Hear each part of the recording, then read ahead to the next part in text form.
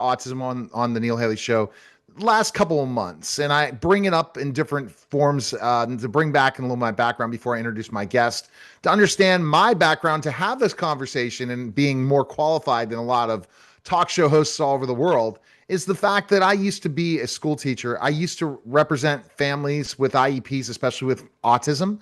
And I also was a BSc and a TSS. And so I have a really big background involving autism. And our guest today is Dinesh Danny, and he's the author of Autism Causes Unveiled.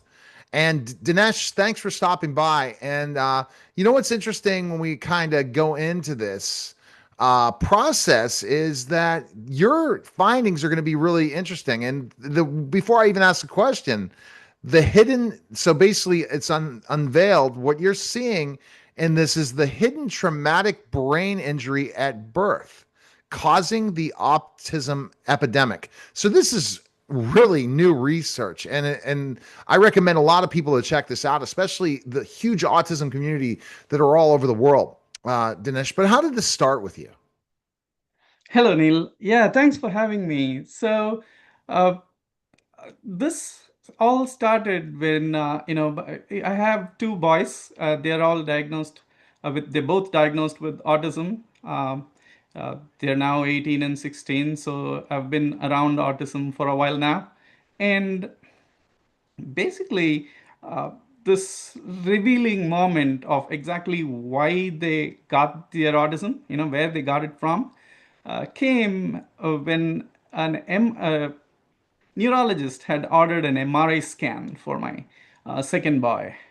And you typically don't get to see these MRI scans. It goes directly to the doctor's office, and the doctor tells you, what it is. And but this time, I got my hands on the report because I was the one picking it up from the hospital, taking it to the doctor's office.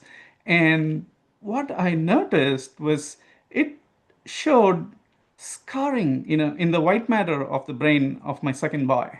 You know, how do you ever end up with scarring in the white matter? White matter is situated deep inside the brain. It's gray matter is on the outside and white matter is inside. It's really made up of the uh, tails of the neuron cell that connect all cells to everything else. So it's really situated deep in the brain. And the only time when this can happen is when the baby is coming out of the mother head first during birth. Hmm. So that's where I figured, oh boy, this was something that happened at birth. And wow, what is it? So that prompted me to get into this investigation, started doing research on exactly what happened. And they were put through a prolonged labor induction process during birth, both of my boys. They were induced. My wife was post-dated, 40 weeks of the healthiest pregnancy possible. And you 40th week, there's no pains, no nothing, Yeah. um, of no signs of contractions. And the doctor suggested we go through this safe and natural process of labor induction, of inducing labor. We said, all right, we'll do that. That's what the doctor's saying. But then we were put through what we realize now is like really prolonged labor induction. Labor induction is safe up to a certain point. Now, what you're really doing is like you're deploying contractions to open up the cervix of the mother. The way birth happens is like you dilate that cervix from 0 centimeters to 10 centimeters, and then that's the first stage of labor, with the contractions. With the contractions really are forcing the baby's head against the cervix wall and opening it up, over time. It's supposed to happen naturally, but in a lot of moms, they are really not ready to deliver at 40 weeks. They can carry that pregnancy. It was a perfectly healthy pregnancy. My wife could have potentially carried that pregnancy to 45 weeks, if you left her. It left the natural process take its course.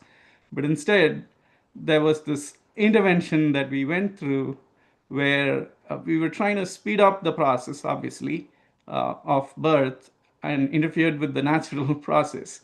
And what happened was like the boys had been subjected to excessive contractions, and those excessive contractions, they really when you're deploying excessive contractions to open up the cervix, that's really pounding that brain in place. It's really those contractions are high force contractions, uh, Yeah. particularly when you use a labor and delivery drug, the contractions are even more extreme.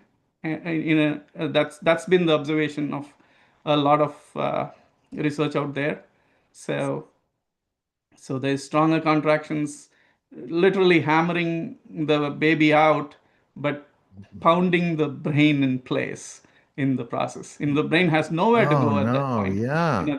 They claim it's the consistency of butter, and it really the brain, and it doesn't get damaged. But then there's all these fine neuronal fibers that connect the various parts of the brain. The cabling that is there within the brain, and those cables, those that wiring, uh, gets severed. It's like disconnected. So autism is typically described as a disconnected brain. Right. And So after you kind of figured this out mhm, from your research, how right. many people looked at you like, why hasn't the study come out before? What is this? So it happens that uh, the obstetric community, for example, they have been aware of it for a while, and that's why they had protocols in place. Somewhere in the Pitocin as for elective labor induction was introduced in 1980. What happened then was like it was this glorious new medication that allowed obstetricians to control that uterus Yeah. during birth. It, it, it was this magical new drug that allowed complete obstetric control of the uterus during birth. Yeah. But it came with these brain damage warnings. And nobody realized that this could even happen. And somewhere in the mid 90s, the obstetric community figured that, oh boy, this could cause brain damage. And so they instituted protocols in hospitals to make sure that you don't cross a certain number of contractions. At that point, when you cross this threshold, they are supposed to call the induction a failure and Yeah. resort to a C-section. So I've spoken to a lot of parents where, they were put through labor induction, and at some point, the doctor said, "We got to do a section. There's no other way out because the baby could break get." What they didn't tell you is like if we don't do that, it could cause brain damage to the baby. Proceeding further can cause brain damage to the baby. So mid 90s, this protocol was put in place. Unfortunately, something happened in 2018 that changed that whole world upside down. There was another study, an arrive trial, what's called the arrive trial, and this was from a different obstetric organization. They were looking at, can we induce labor at 39 weeks rather than 40 weeks? So what Hmm. they were trying to do is intervene even earlier during the birth process in an attempt to apparently avoid complications of that tend to occur later on during a pregnancy. Right. So they were essentially putting this template of care, which uh, applying that to the entire population, where some mothers tend to be premature, tend to have a baby, and they have what is called a incompetent uterus, and so they deliver premature. And then there's some others that have a non-compliant uterus, so that they can carry that pregnancy for 44, 45 weeks without a problem, uh, and then still deliver a healthy baby. But then when this standard template is applied to them, uh, it can cause brain damage. But that study, the Arrive trial, did not really look at that. They No. were only looking at neonatal mortality. So Oh, essentially, if a baby is alive for a week after birth, then he counts as, you know right. a healthy delivery, and that's Oh all they man. care about.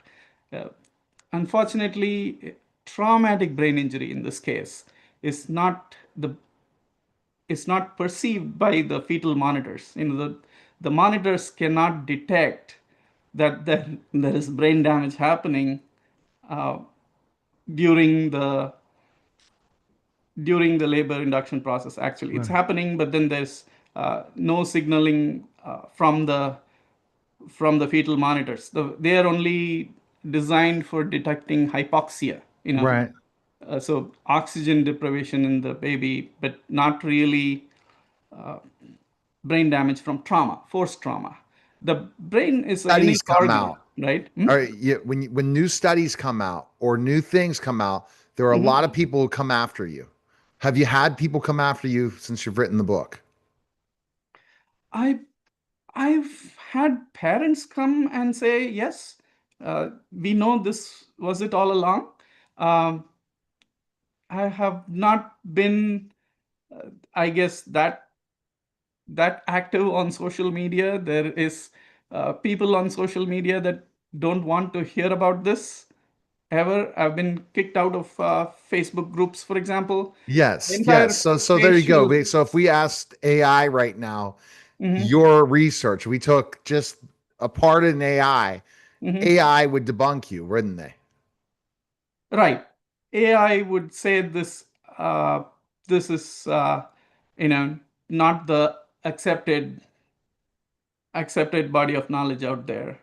I mean, Simply it makes because. so much sense Mhm. compared to some of the other theories.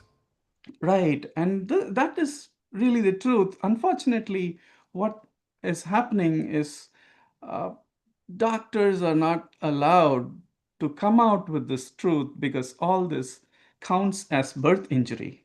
And once something is deemed a birth injury, there is litigation involved, there is malpractice insurance involved.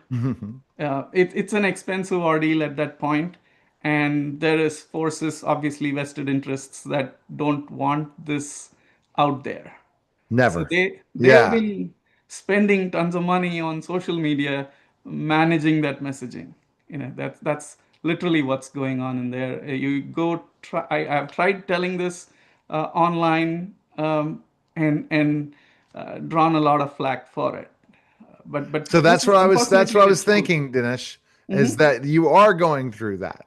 Right. Now, so that was my first question. So that hits you like, okay, I'm glad because my background in the Mhm. autism community, I could see a lot of people saying, I'm interested in this. But what have you gotten other people that have seen your research and are Mhm. saying this is right?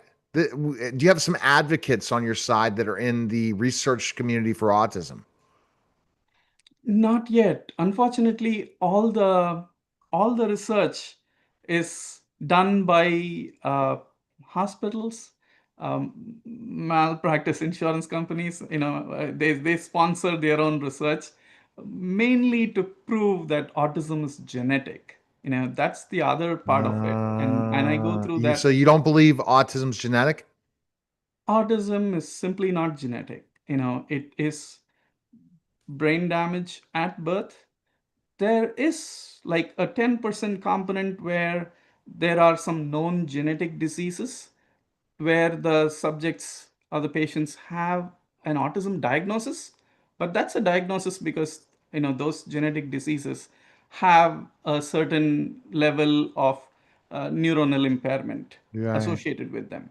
But most uh, people or kids diagnosed with autism uh, don't have anything genetic going on. It's predominantly, 50 to 60% is labor induction, and then there is other hypoxic conditions that can be accentuated by labor induction, actually, like uh, you know things like premature birth, C-section have been pointed out, and that's again hypoxia because the lungs is not, you know, is not ready for that air breathing environment. So there's like hypoxia happening uh, earlier in life that is causing complications in certain cases. Uh, Mostly uh, respiratory distress uh, caused by infections. They are susceptible to infections. Kids that have been through a C-section are susceptible to infections. Same way, premature birth, Right. again, their lungs is not ready Hmm. and they are susceptible to infect respiratory Hmm. infections and respiratory distress, and that leads to oxygen deprivation, hypoxia to the brain, and autism diagnosis later because of the brain damage from the hypoxia. So there is cases like that. So it's truly multifactorial, but labor induction contributes 50 to 60% in all the data that I've collected Hmm. about this whole causation argument. So Yeah, and that the causation argument's the big thing, right? It's like, why are we having this argument? And so you've not been able to. I think your goal is, because I really think this makes sense. Have you had people in the autism community that are not researchers back what you're doing and say, we want to get further research on this? absolutely, there have been people that are looking at it, but unfortunately, causation being this, it's been made such a controversial subject, Hmm. that you it's hard to find research dollars for autism causation. You can get funded for things like treatments for autism, but nothing around causation, simply because there's this vast lobby that is against pointing at anything except genetics when it comes to Yes. autism. And unfortunately, even RFK Jr. Found out the hard way that pointing at genetics is the only allowed thing. He tried to say, pointed at Tylenol, although he understood that it was birth interventions that were causing it. And if you looked at the sound bites from some of the cabinet meetings the secretary was having, he was saying that it was interventions that are causing autism. And then he changed the tune to suddenly uh, reverse that and say it was Tylenol, and then backed out again once the Texas Auditor General ended up suing Tylenol, the Tylenol maker, for causing autism. So the government, the state government, came after the Tylenol manufacturer, and then he Yeah. quickly reversed his statement. So he truly figured that anything outside of genetics is not allowed, and there are deep pockets behind supporting all this. Yeah, and that's the situation we're dealing with. Now, have you gotten a chance to reach out to RFK Jr. or anything? Who in what people would you say in the higher ups can keep this moving to get more and more people to look at birth rates and understanding birth and understanding the dangers that are happening so that we don't the autism will decrease the number of diagnoses versus continue to increase. Right. I did send my book to the health secretary, RFK, and I believe when he said interventions were causing autism, he had really discovered my book. I actually have a prior book from 2021. I just released Autism Causes Unveiled in August of this year. But back in June, July, I believe they did see my prior book, and that's what prompted them to say that interventions were causing autism, and then they changed their stance after that. So I am not sure what happened. What lobby forced them to say this. Maybe they were afraid of a lawsuit Armageddon. It's like, if I say that, put it that way, it's just that they were probably warned against a flurry of lawsuits that could bring down the healthcare system. We don't know Right. what it really was, but I believe they understand that this is happening, and maybe they are working behind the scenes to do something about it. But at this point, for the people out there in general, what really is the risk is, after 2018, the protocol that existed to keep labor induction safe no longer exists. Oh no. So right now, That's because they you don't want can. as many C-sections, right? Yes, so they said C-sections are a problem. C-sections, and that's why they said, let's go ahead and induce all the way to natural delivery. But then inducing all the way to natural delivery is causing brain damage, undetected brain damage, and they are not able to do anything about it. They know they can get away with it. Unfortunately, they can, and blame it on genetics. So it's big risk. There's this pitocin drug that has a brain damage warning on its label, and it's not being used in hospitals as per the labeling. So that's the biggest risk out there, that I'm trying to raise awareness and say that, hey, if you're put through a labor induction, it's really not needed. It's an unnecessary intervention. If the mom has had a healthy pregnancy, then let her continue the pregnancy for 42, 43 weeks, however long the baby takes to come out. You know, there is no need to box people into a C-section, basically, if you do it earlier. And that's something they want to avoid. So they go ahead and induce, and you don't see this brain damage until the baby is, year and a half to 2 years old. The signs are there even right from birth. They're slow developing and all that, but what parents really notice is the retrogression of skills after the vaccines, and that's another topic, right? So um, and retrogression of skills happens after vaccinations, happens only to kids that have sustained prior brain damage. If Right. you have sustained prior brain damage, then you have a damaged blood-brain barrier, and live viruses have a field day getting into the immune privileged areas of the brain, areas of the brain that they should not get into. And that's what's causing those retrogression of skills after vaccines.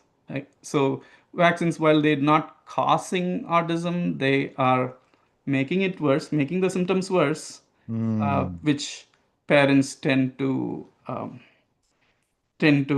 notice, noticeable mhm. retrogression of skills after vaccines. So, Okay. So tell us about your other book. oh, the previous book I had published in 2021. It's called Autism Answers in Action, and that one I wasn't aware of some of the things that happened in 2018, and the change in standard of care, and everything else, and so that's why I did the second book, which was an improvement on the prior knowledge that I had.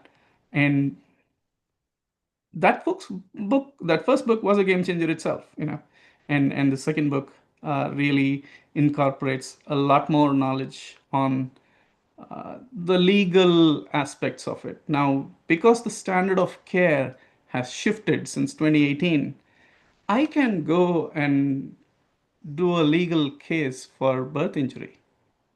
I can file a case in court for birth injury simply because Mm, I can't go and say that, okay, this doctor did not follow a protocol, because the protocol itself got thrown out the window, in 2018. So I cannot get an obstetric witness. The court listens to the expert right. witness, right? So I cannot get an expert witness who needs to be an obstetrician to come and say that the doctor did not follow protocol. So that's the legal feedback loop that has been totally compromised by this change that happened to the standard of care in 2018. No, it has, and it's wild to think about in so many ways, how the standard of care has changed. I guess your whole hope is people that read this book will start making a movement, the large autism community, to ask for change, to really start to build more research out regarding labor and how the labor leads to autism, and to get more and more people behind this. That's the goal by buying the book, right? Right, right. And I have an autism organization, a nonprofit called the Autism Parents Initiative, with the goal of, you know, cataloging all the possible causes of autism and, you know, collect that birth data, which, the CDC doesn't have it. They have four different studies going Yeah. on about autism, but, where they're collecting information about autism, and nothing about the birth data in any of those CDC research programs. Ah, So it's like, wow, what's the point, right? They're collecting data about pregnancy, and then they and about the child after he was born, but nothing in that critical birth process, which has historically been the cause of, mental issues, even before 1980, before labor induction. The predominant cause was hypoxic injury, and that comes from physician notes back in the 1800s. It's been documented as far back as 1800s. It's if you had a difficult birth, um, you can get neurological problems. And it's an accepted fact even in courts today, particularly the hypoxic track, oxygen deprivation track is yeah. is a known cause of neurological issues. They don't call it autism at that point, simply because they don't want the connection between birth injury and autism. The nobody wants, the people in the powers that be do not want people to make that connection, between birth injury that later gets diagnosed as autism. So that's unfortunate situation, and what I am trying to do is like create a movement with the Autism Parents Initiative to collect that data and prove it out, potentially in courts at some point. Uh, Oh. because unless we get some legal action going, there is not going to be a change, any What real would you, change that can so happen. what would you say Mhm. needs to, so how much research will be needed for something like this? The research already exists for the most part, because the Peterson label clearly states that, this beyond a certain point, this drug can cause brain damage from contraction trauma. So it says uterine motility can cause permanent CNS or brain damage, permanent CNS damage. CNS stands for the central nervous system. So that Hmm. includes the brain and the spinal cord, essentially. But um, so it's already there, and they probably have that because they had researched when they approved the drug, the FDA approved the drug, they know that this is a possibility. So all that needs to be done is, you know, it might just come down to, proving it in court, And you're ready, right? You're ready to do that if it has to go to court. But you need donations too for the organization, right? To make it happen. Right. So we do need support from uh, you know, legal institutions if we can, and supporters who want this change to happen, who would like to end the autism epidemic as we know it. We know the cause, we understand the reasons behind it. It's just that uh, we got to take on some really powerful interests that are working against us at this point. No doubt. Not easy. Yep, That's for sure. But you're on your way. You're getting there. I am getting there. We will get this done sooner or later. I believe it. And there's a lot of work to be done. And especially the passion as you being a parent yourself that you, with autistic children, you feel this mission that you have to your Yes, cause. this is my life's mission at this point, uh, because I have this personal interest of two kids on the spectrum, and I don't want this to happen to other parents. We want to make their condition meaningful. You know, Maybe the world will learn from their uh, from what they've been through. So I have this unique proof of brain damage in my second son. It's typically Mm, not seen in MRIs as well. This was a special case where my boy did not go through any pushing. He was the second boy, he was a smaller baby, and he did not have to go through any pushing. What happens uh, it's is the brain damage gets hidden when pushing is involved.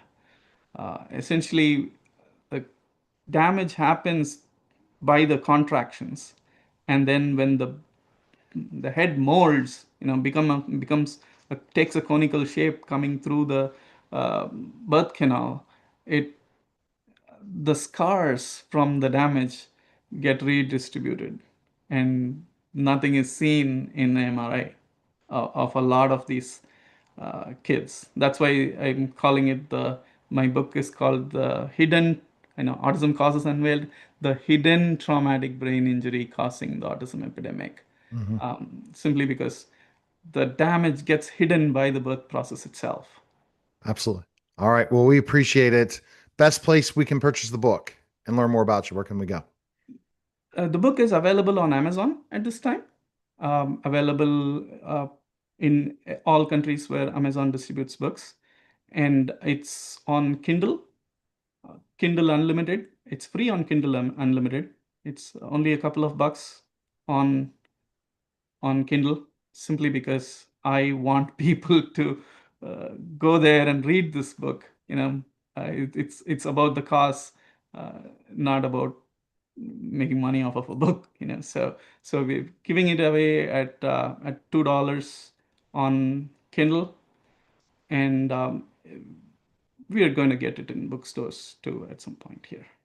Oh, I know you're going to get there. I really applaud you with your research and as a parent fighting for not just your children, but anyone else that could end up getting autism from birth. So I appreciate it, sir, and thanks for stopping by. Thank you so